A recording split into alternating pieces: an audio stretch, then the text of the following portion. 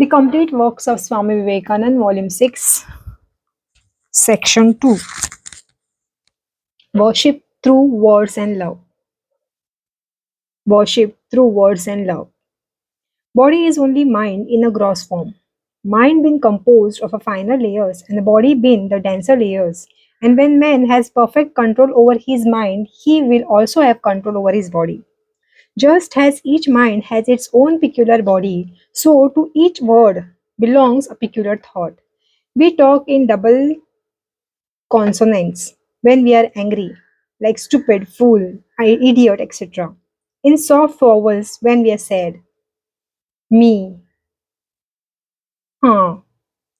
These are momentary feelings, of course, but there are eternal feelings such as love, peace, calmness, joy, holiness, and these feelings have their word expressions in all religions. The word being only the embodiment of this. Man's higher feelings. Now the thought has produced the word, and in their turn, these words may produce the thoughts or feelings. This is where the help of words come in. Each of such words covers one idea. These scared, mysterious words we all recognize and know. And yet, if we merely read them in books, they have no effect on us. To be effective, they must be charged with spirit, touched and used by one who has himself been touched by the Spirit of God and who knows lives. It is only he who can set the current in motion. The lying on the hands is the continuation of that current which was set in motion by Christ. The one who has the power of transmitting this current is called as Guru.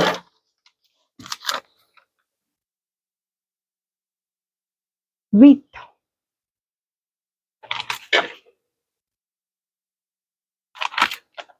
With great teachers, the use of words is the most necessary, as with Jesus, but the small fry. Transmit this current through the words.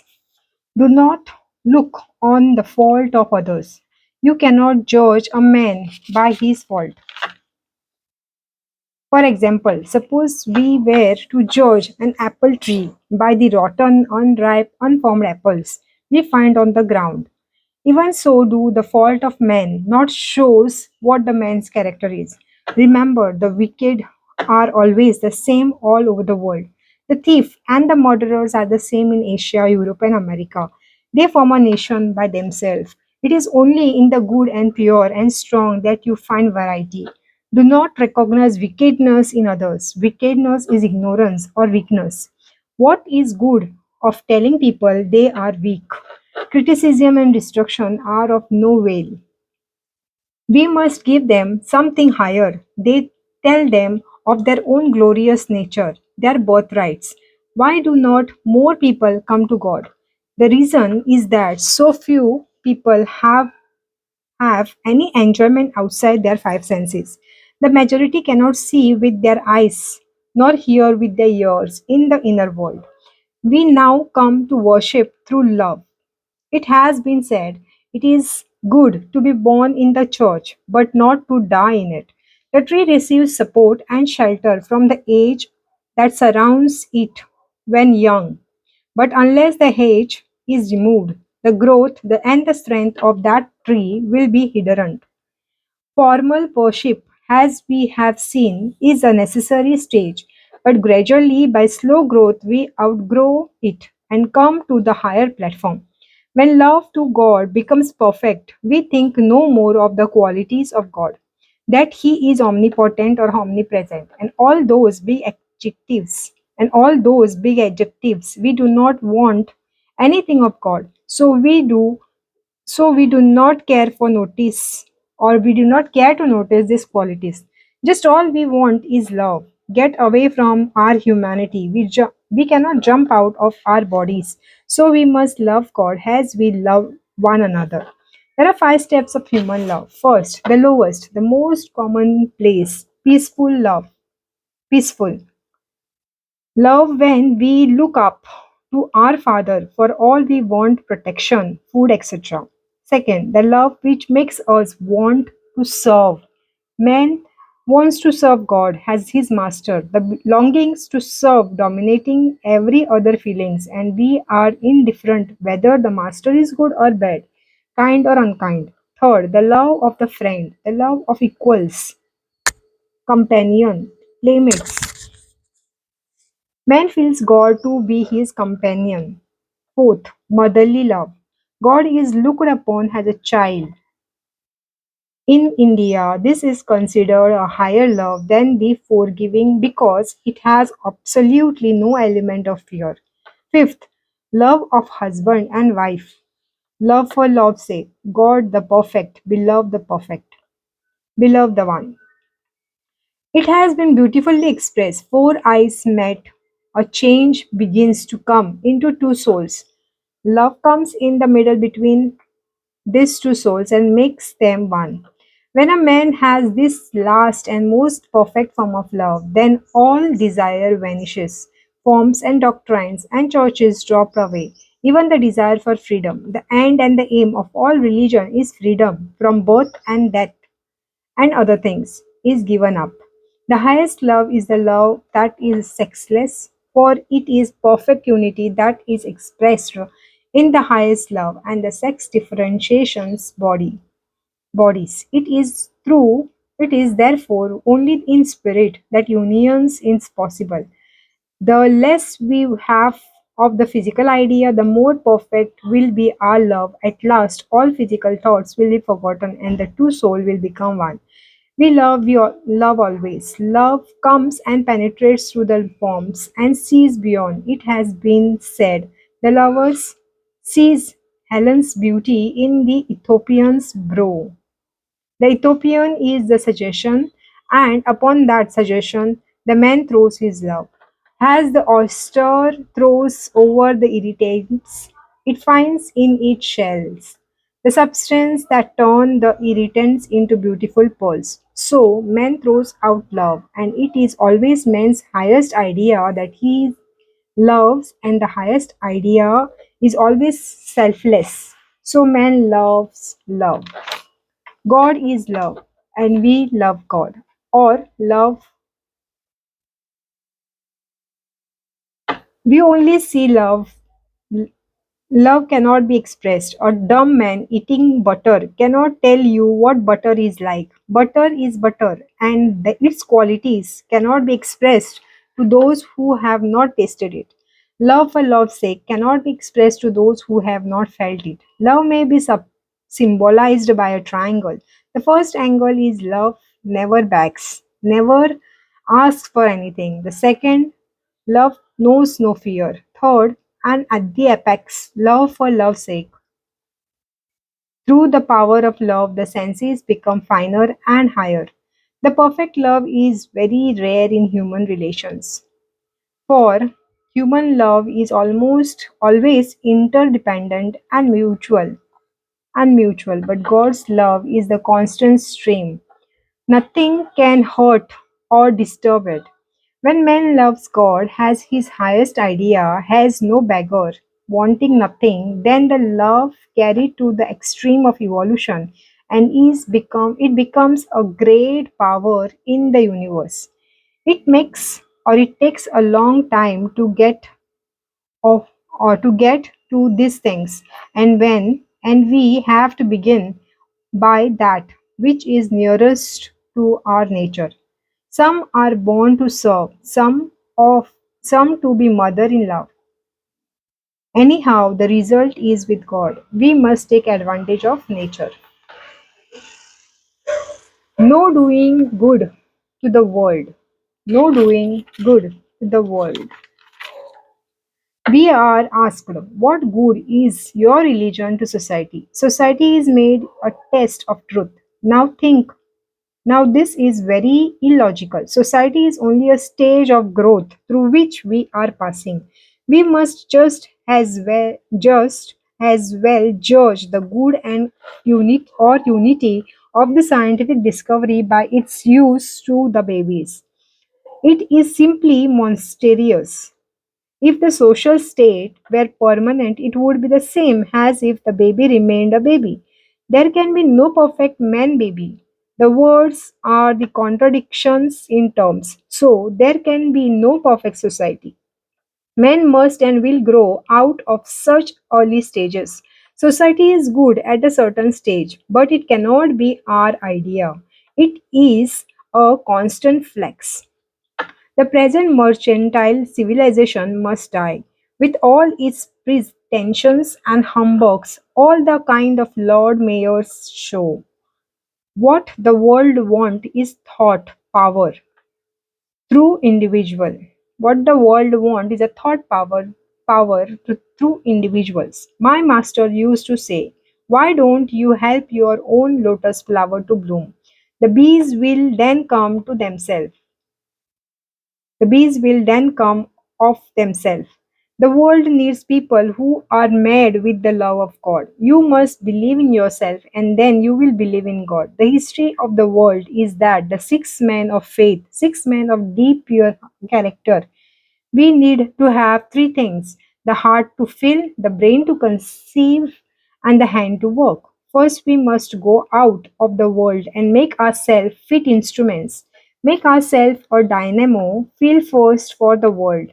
At the time when all men are ready to work, where the man of feeling? Where is the man of feeling? Where is the feeling that produced an Ignatius Loyola? Test your love and humanity. That man is not humble or loving who is jealous. Jealousy is a terrible, horrible sin. It enters a man so mysteriously. Ask yourself, does your mind react in hatred or jealousy? Good works are continuously being undone by the tone of hatred and anger, which are being poured out on the world. If you are pure, if you are strong, you one man are equal to the whole world. The brain to conceive the next condition of doing good works is only a dry Sahara after all. It cannot do anything alone unless it has the feeling behind it. Take love, which has never failed, and then the brain will conceive and the hand will work righteously. Sages have dreamed of and have seen the visions of God. The pure in the heart shall see God. All the great ones claim to have seen God. Thousands of years ago has the vision been seen, and the unity which lies beyond has been recognized. And now the only thing we can do is to fill in this glorious outline. Next, mother worship. The two conjoined facts of preparation or perception, we can never get rid of happiness and unhappiness. Things which bring us pain also bring us pleasure. Our world is made up of these two. We cannot get rid of them. With every pulsation of life, they are present. The world is busy trying to conceal these opposites. Sages trying to find solutions of this commingling of the opposites. The burning heat of pain is intermediated by flashes of rest, the gleam of light breaking the darkness in intermittent flashes only to make the gloom deeper. Children are born optimists, but the rest of life is a continuous disillusionment. Not one ideal can be fully attained, not one thirst can be fetched. So on they go, trying to solve the riddle, and religion has taken up the task. In religions of dualism among the Persians, there are gods and Satan.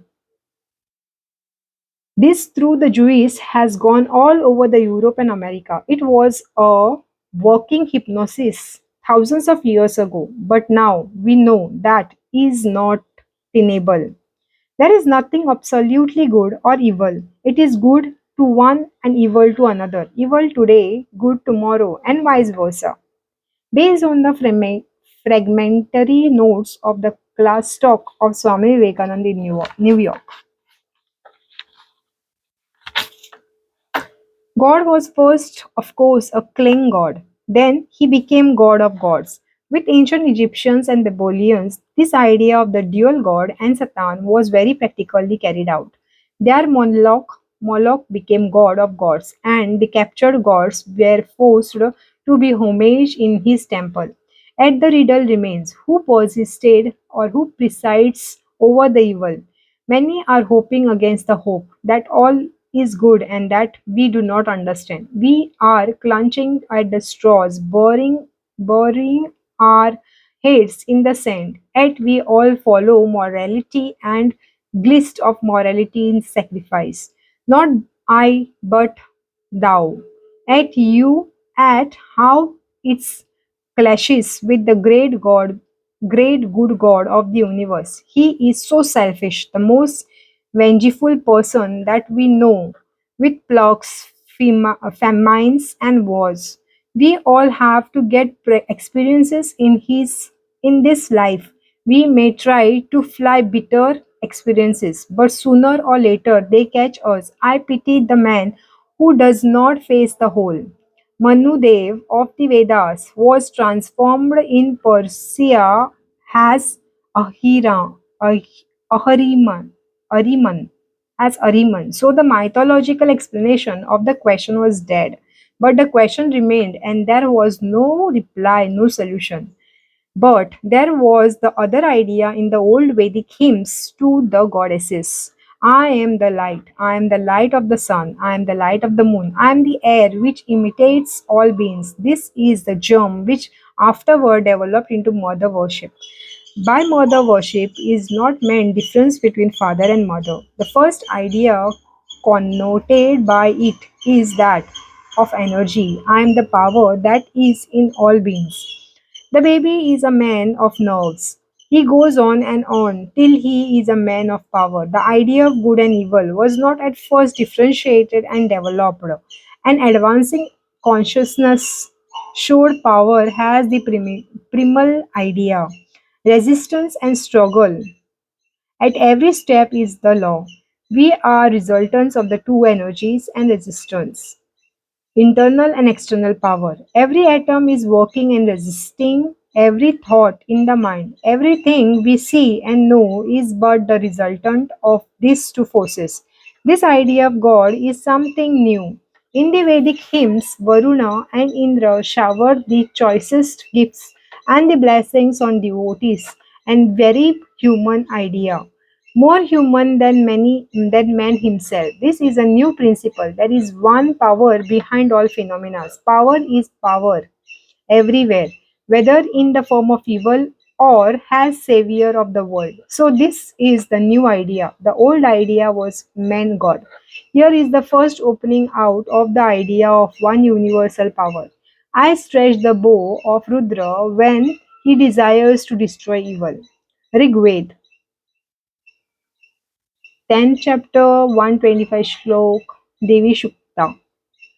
Very soon in Gita, in ninth chapter 19th shlok, also 10th chapter shlok 4 to 5, we find, O Arjuna, I am the Sata, I am the Asata, I am good and I am bad, I am power of saints and I am power of wicked. But soon the speaker patches up truth and the idea goes to sleep. I am power in good, so long as it is doing good works.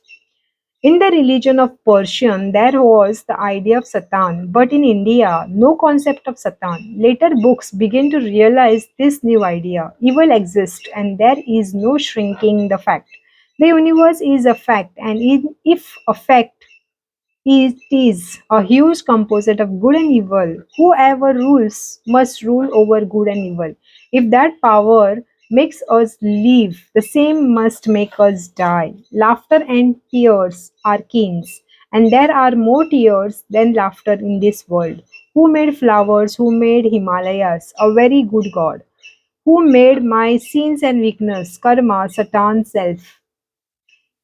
The result is the lame, one legged universe, and naturally, the God of the universe is one legged God. The view of absolute separation of good and evil, to cut and dried, and separate existence, makes us brutes of unsympathetic hearts. The good woman jumps aside from the street walker. Why? She may be infinitely better than you in some respect. This view brings eternal jealousy and hatred in the world, eternal barrier between man and man, between the good man and the comparatively less good or evil man. Such brutal view of pure evil, more evil than evil itself. Good and evil are not separate existence, but there is an evolution of good, and what is less good we call evil. Some are saints and some are sinners. The sun shines on the good and evil alike. Does he make does he make any distinction? The old idea of the fatherhood of God is connected with the sweet notion of God persisting over happiness. We want to deny facts. Evil is not existence, is zero. The I is evil, and the I exists only too much. Am I zero? Every day I try to find myself so and fail. All these ideas are attempts to fly evil. But we have to face it, face the whole. Am I under the contract to anyone to offer partial love to God, only in happiness and good, not in misery and evil? The lamp by the light of which one forges a name and another writes the check for the $1,000 for famine shines on both, knows no difference, light knows no evil. You and I make it good or evil. This idea must have a new name. It is called mother because in the literal sense it begins long ago with the feminine writer elevated to the goddesses. Then came Sankhya, and with it all energy in female. The magnet is still, the iron feeling are active. The highest of all feminine types in India is mother higher than wife. Wife and children's may desert a man, but his mother never. Mother is the same or the loves her child perhaps a little more. Mother represents colorless love that knows no better, love that never dies. Who can have such love? Only mother, not son, nor daughter, nor wife. I am the power that manifests, nor wife. I am the power that manifests everywhere, says the mother, she who is bringing out is this universe, and she who is bringing forth the following destruction. No need to say that destruction is only the beginning of creation. The top of a hill is only the beginning of the valley. Be bold, face facts as facts. Do not be chased about the universe by evil. Evil are evils. What of that? After all, it is only mother's play, nothing serious after all. What could move the Almighty? What could move the Almighty? What made mother create the universe? She could have no goal. Why? Because the goal is something that is not yet attained. What is this creation for? Just fun? We forget this and begin to quarrel and endure miseries. We are playmates of the mother. Look at the torture the mother bears in bringing up the baby. Does she enjoys it? Surely. Fasting and praying and watching. She loves it better than anything else. Why? Because there is no selfishness. Pleasure will come good. Pleasure will come. Good. Who forbids? Pain will come. Become welcome that too. A mosquito was sitting on the bull's horn. Then his consciousness troubled him and he said, Mr. Bull, I have been sitting here a long time. Perhaps I annoy you. I am sorry. I will go away. But the bull replied, Oh no, not at all. Bring your whole family and live on my horn. What can you do to me? Why can we not say that to misery? To be brave it to be brave is to have faith in the mother. I am life, I am death. She it is whose shadow is life and death. She is the pleasure in all pleasure. She is the misery in all misery. If life comes, it is mother. If death comes, it is mother. If heaven comes, she is. If hell comes, there is the mother. Plunge in. We have not faith, we have not patience to see this. We trust the man in the street. But there is one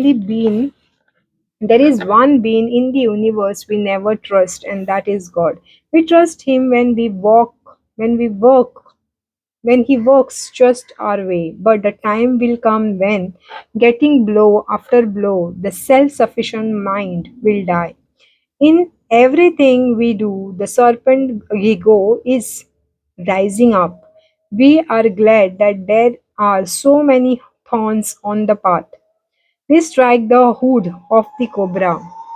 Last of all will come self surrender. Then we shall be able to give ourselves up to the mother. If misery comes, welcome.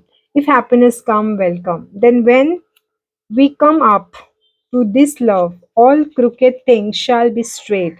There will be the same sight for the Brahmin, the Paraha, and the dog, until we love the universe with the same sightedness, with impartial, undying love. We are missing again and again, but then all will have vanished, and we shall see in all the same infinite eternal mother.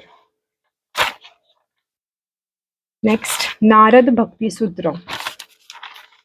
Narada Bhakti Sutras, a free translation dedicated by Swami Ji in America. Chapter 1. First, Bhakti is intense love for God. Second, it is the nectar of love. Third, getting which man becomes perfect, immortal, and satisfied forever.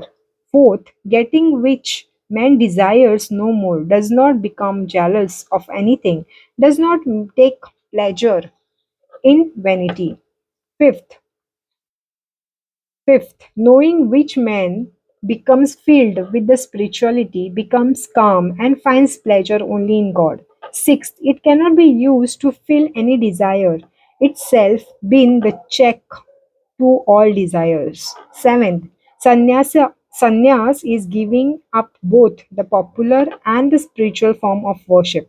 Eighth, the Bhakti Sannyasin is the one whose whole soul goes unto God, and whatever militates against love of to God, he rejects. Ninth, giving up all other refuse, he takes refuge in God. Tenth, scriptures are to be followed as long as one's life has not become firm. 11th, or else there is danger of doing evil in the name of liberty. 12th, when love becomes established, even social forms are given up, except those which are necessary for the prevention of life. 13th, there have been many definitions of love, but Narada gives this as the sign of love. When all thoughts, all words, and all deeds are given up unto the Lord, and the least for forgetfulness to God, forgetfulness of God makes one intensely miserable, then love has begun. 14th, has the gopis had it? 15th, because although worship God has their lover, they never forgot his God nature. 16, otherwise they would have committed the sin of unchastity. 17. This is the highest form of love because there is no desire of reciprocity, which desire is in all human love. Chapter 2. First, Bhakti is greater than karma, greater than jnana, greater than yoga, that is Raja Yoga, because bhakti itself is its result, because bhakti is both the means and the end fruit. Second, as a man cannot satisfy his hunger by simple knowledge or sight of food, so a man cannot be satisfied by the knowledge or even the perception of God until love comes. Therefore, love is the highest. Chapter 3. First, this, however, the masters have said about bhakti. Second, one who wants this bhakti must give up sense enjoyments and even the company of people. Third, day and night he must think about bhakti and nothing else. Fourth, he must go where they sing or talk of God. Fifth, the principal cause of bhakti is the mercy of the great or the free soul. 6. Meeting with a great soul is hard or to obtain and never fails to save the soul. 7th, through the mercy of God, we get just gurus. 8th, there is no difference between him and his own ones. Ninth, seek therefore for this. 10th, evil company is always to be shunned. 11th, because it leads to lust and anger, illusion, forgetfulness of the goal, destruction of the will, lack of perseverance, and destruction of everything. 13th, this disturbance may at first be like ripples, but evil company at last makes them like the sea. 13th, we get across Maya, who gets up all attachment, serves the great ones, leaves alone, cut the bondages of this world, goes beyond the qualities of nature, and depends upon the Lord for even his living. 14th, he who gives up the fruit of work, he who gives up all work and the delusium of joy and misery, who gives up even the scriptures, gets that unbroken love for God. 15th, he crosses this river and helps others to cross it. Chapter 4th. The nature of love is inexpressible. Second, as the dumb man cannot express what he tastes, but his action betrays his feelings, so man cannot express this love in words, but his actions betrayed it. Third, in some rare persons it is expressed. Fourth, beyond all qualities, all desires, ever increasing, unbroken, the finest perception is love. Fifth, when a man gets this love, he sees love everywhere. He hears love everywhere. He talks love everywhere. He thinks love everywhere. Sixth, according to the qualities or conditions, this love manifests itself differently. Seven, the qualities are tamas, that is dullness, heaviness, rajas, restlessness and activity, sattva, serenity and purity, and the conditions are artha, artharthi, artha, artha, afflictions, Artharthi, wanting something, Jidnyasu, searching truth, Jnani, knower. Eighth, of these, the later are higher than the preceding ones. Ninth, bhakti is easiest way of worship. Tenth, it is its own proof and does not require any other. 11th, its nature is peace and perfect bliss. 12th, bhakti never seeks to injure anyone and anything, not even the popular models of worship. 13th, conversation about lust or doubt of God or about one's enemies must not be listened to. 14th, egoism, pride, etc. must be given up. 15th, if those passions cannot be controlled, place them upon God and place all your actions on Him. 16th, merging the trinity of love, lover and beloved, worship God as His eternal servant, His eternal bride. Thus, love is to be made unto God. Chapter 5th. First, take love in the highest, which is concentrated upon God. Second, when such speak of God, their voices stick in their throats. They cry and weep, and it is thy who give holy place their holiness. They make good works, good books better, because they are permitted with God. Third, when a man loves God so much his forefather rejoices, the god dances, and the earth gets a master. Fourth, to such lovers there is no difference of caste, sex, knowledge, form, birth, or wealth. Fifth, because they are all gods. Sixth, argument are to be avoided. Seventh, because there is no end to them and they lead to no satisfactory results. Eighth, read books treating of this love and do deeds which increase it. Ninth, giving up all desires of pleasure and pain, gain and loss, worship God day and night. Not a moment is to be spent in vain. 10th, ahimsa, not killing, truthfulness, purity, mercy, and godliness are always to be kept. 11th, giving up all other thoughts, the whole mind should day and night worship God. Thus, being worshipped day and night, he reveals himself and makes his worshippers feel him. 12th, in past, present, and future, love is greatest. Thus, following the ancient sages, we have dared to preach the doctrine of love without fearing the jeers of the world.